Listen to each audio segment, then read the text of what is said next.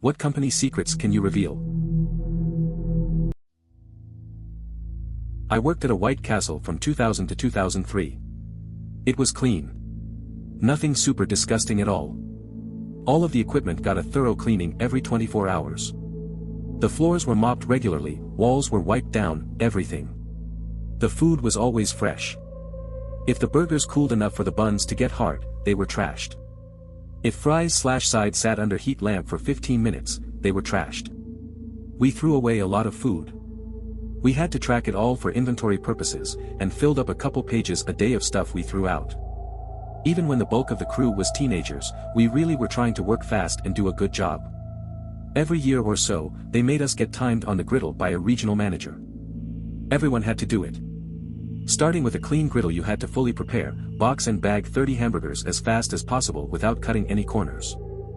I know not all locations are like that, nor are all fast food restaurants, but when I was working there, we did a really good job of everything.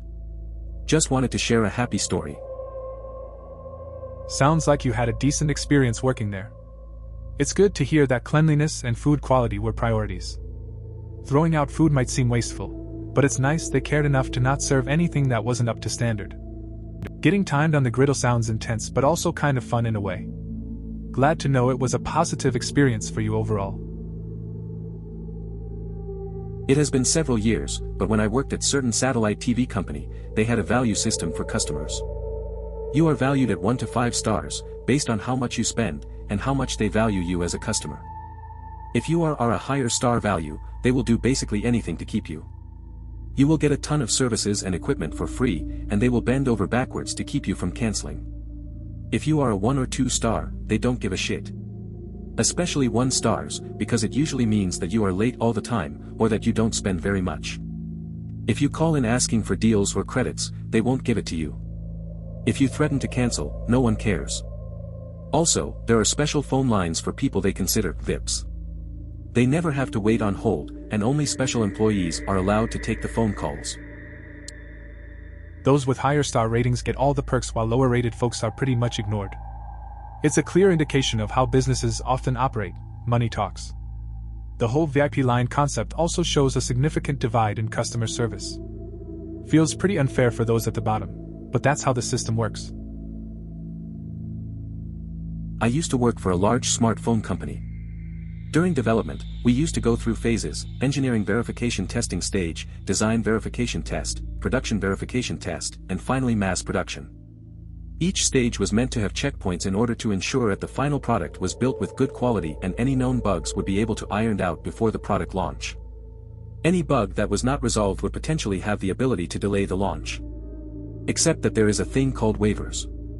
So the PM could request that certain bugs be granted a waiver delaying the fix of the problem to a later date. No big deal, every project has a few minor bugs, right? For each stage there would be hundreds of waivers. Some would be minor, to be fair, but sometimes they were definitely not minor. I will never, ever, buy an electronic device in the first 3 months of mass production. Wait for the second wave of production, the quality of the product increases tenfold.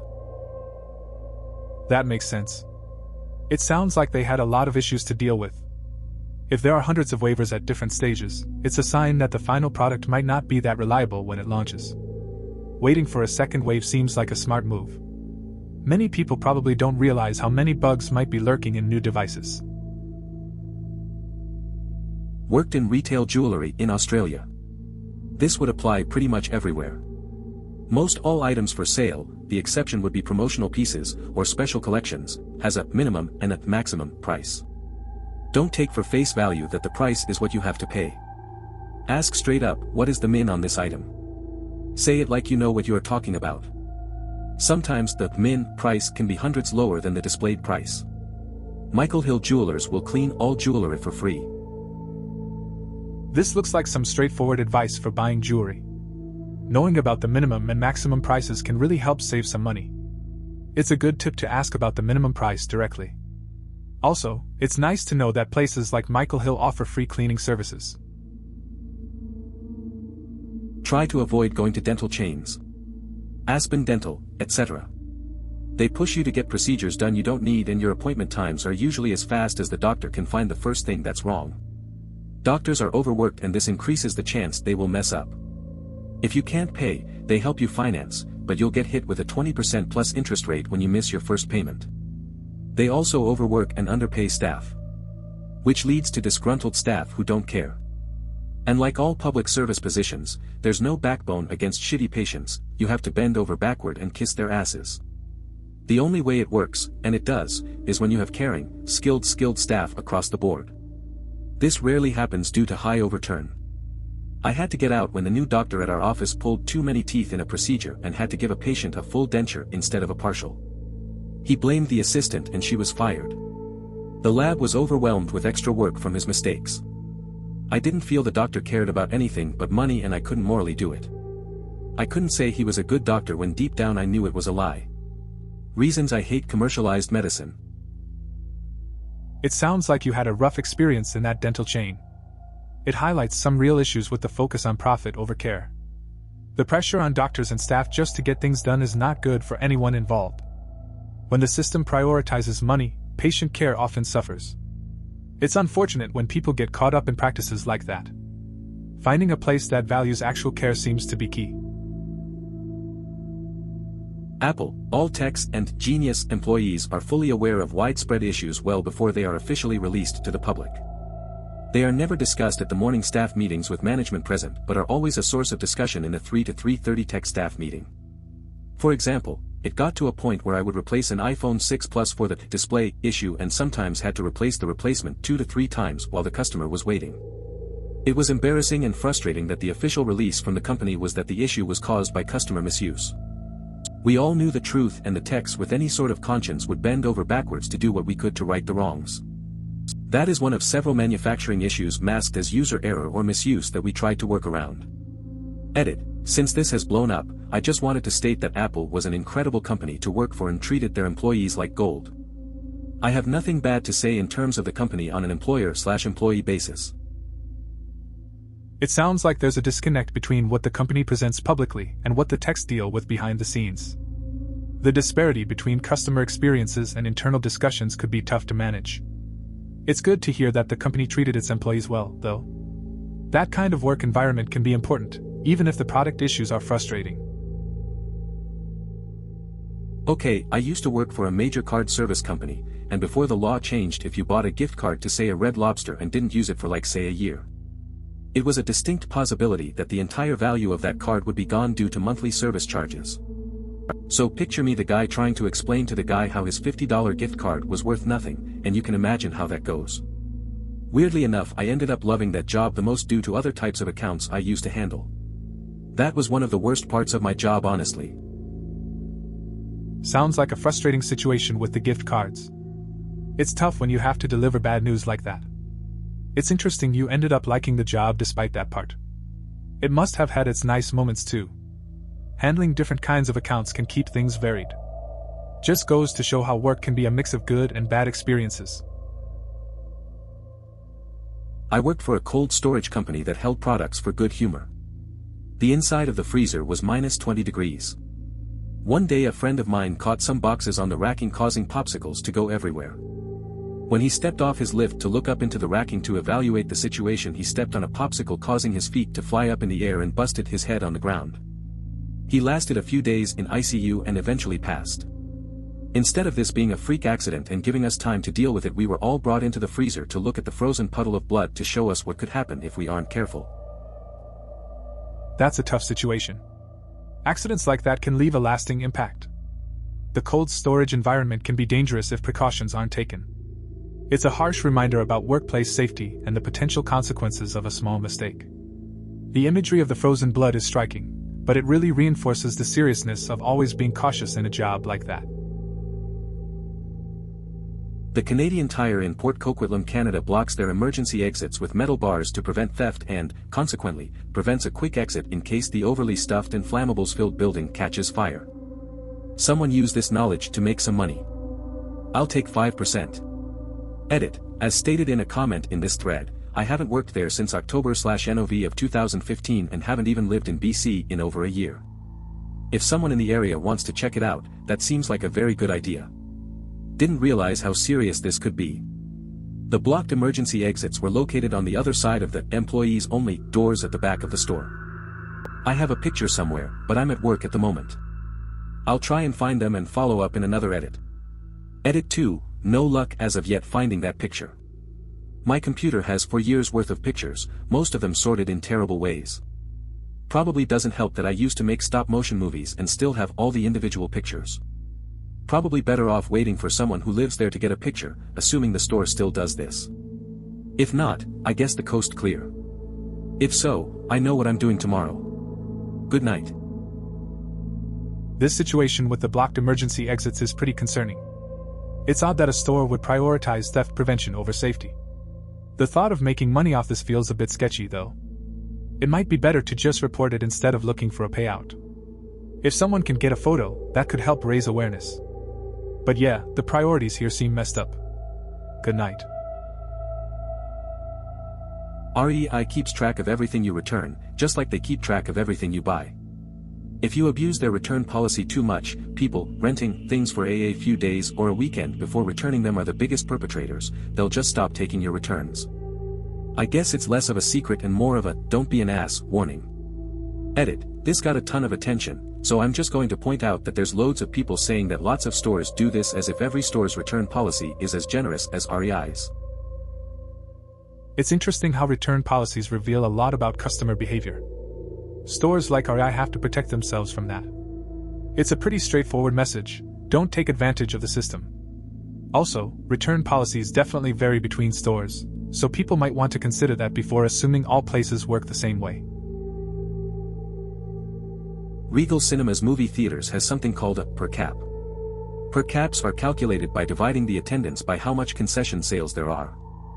For example, a low per cap is anything under $3, but a higher one is over $4. If there is a 15-cent variance from one day to the next, you had to fill out a report stating why. You couldn't state things like the obvious. For example, if I manage a theater in Minneapolis, and per cap sucked this past Sunday because everyone was at the Super Bowl, I could not use sports as an excuse even though it was so obvious. Instead, I would have to say something like, large groups in attendance who didn't purchase concessions. I'll also shatter another myth that nobody cares if you sneak drinks or bootleg candy in, just make sure you throw it away after the show so as to make cleaning the auditorium easier. It is marginally true that the theater makes most money from the concession stand as we only profit about 15 cents from a movie ticket, the rest goes to Hollywood.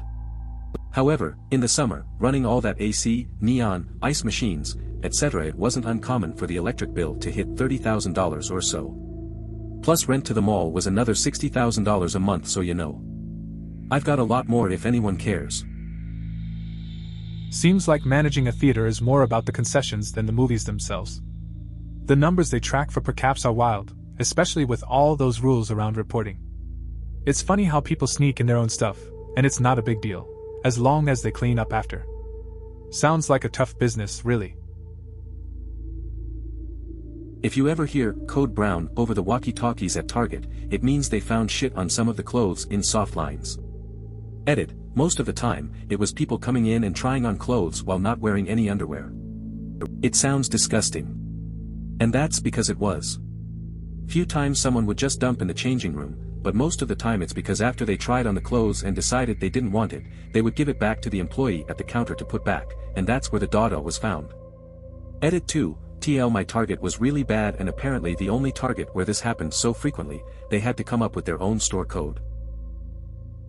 That's kind of gross. Just shows the lack of awareness some have when trying on clothes. Can't imagine the employees having to deal with stuff like that regularly. Sounds like that Target could use some better policies or something. Liberty Mutual Insurance puts every claim through an algorithm to determine whether to fight disputed in court. The algorithm is able to guess the lawyers and judge that will participate and decide based primarily on their records. Edit, I have another one. They chose their latest ad campaign by 1. Selecting a color no other major insurers were using, yellow, and 2. They choose their slogan's keyword by finding words other insurers used most often but none featured in their slogan, responsibility. I think they might have changed the slogan, but I left a couple years ago. That's an interesting approach. Using algorithms to predict legal outcomes could streamline their process. It shows they're trying to differentiate themselves from competitors. It'll be curious to see how effective those choices are in attracting customers. Guys, you know at the bottom of fast food receipts it has a "do a survey to fill in the code for a free item." I worked at Culver's and they told me the algorithm. It's always a 4-digit code. The middle 2 numbers add to 9. That's the code. Example. #09 #18 #27 #36 #45 any of these will work. I've been getting free cups of ice cream from Culver's for years with this information. It also works for A&W. Yeah, the company is like, I don't get it, they have the right code, but we didn't get a survey. But who cares? This at least applies in Wisconsin. That's an interesting little hack. It's funny how companies don't catch on to these things. The codes seem pretty straightforward. If you've been getting free ice cream for years, that's a solid deal. Makes you wonder how many people might be using it without realizing it. The algorithm is kind of clever, too. Simple patterns like that can go undetected easily. Nice find. UPS doesn't really look for the missing packages. Edit, RIP inbox. I didn't expect this to get so much attention, so I'll elaborate a bit. UPS does look for the missing packages. They even have a special department just for that reason alone. I used to work in this department, so I know how it's being processed. If the items are missing in transit, aka no delivery scans, they conduct the searches, if they're notified of the items being missing by the sender. In that case they will check the over goods. Now items in the over goods are sorted by their types and tagged accordingly. So if you're missing something easily identifiable, like, say an accordion, most likely it will turn up. However, if you're missing some documents or something obscure, like, say, some kind of metal parts, or similar, you're fucked. There are thousands of similar items, and nobody is going to check them all. It's just OT worth the hassle. Following so far? So, if they do have a delivery scan, things are different. If there's a signature on the system, they will check if that signature is similar to the signatures of the previous deliveries. If they're similar, and they don't have to match, it's considered to be delivered correctly, and you can't dispute that. If you do, you can kindly go cry a river. If the package was left at the location, and it usually is unless the sender of the goods prohibits that by the contractual agreement, it's considered to be delivered correctly, and UPS isn't liable. Nobody will ever look for such packages. If you have no proof for package being actually collected, like no scans or copy of the waybill, nobody will bother checking. So all in all, yes, they do look, but unless you're complaining and irritating the living shit out of everyone, nobody will do much. Technically, each and every package can be found, but it's not worth the hassle. They seem to prioritize what's easy to find and don't get too involved if it's complicated. It's pretty much a numbers game in the end. Just keep pushing if you want them to pay attention. Many years ago I worked with a firm that evaluated medical school applications. Medical schools get so many applications, over 1,000 per year in some cases, that many of them pawn the initial evaluation work off to outside groups, who then subcontract to temp agencies during application season. The school makes the final decision of course, but the initial pre-evaluation is handled by temps who might not even have degrees. These agencies are paid by quantity and not by quality. There's a strong pressure in the organization to process as many applications as possible, as quickly as possible. It's not a formal quota, but management definitely noticed if your numbers went down. I don't even want to contemplate how many excellent potential doctors my colleagues rejected because they were in too much of a hurry. Some of them likely spent their lives preparing for their med school application only to get preemptively rejected by someone with no medical qualifications. This was 15 years ago, so I sincerely hope the system has reformed since then. It's interesting to see how medical school applications are handled. The focus seems to lean more towards quantity rather than the quality of the candidates. This could lead to some really talented individuals getting overlooked, which is a shame. Hopefully, things have changed since then to improve the selection process.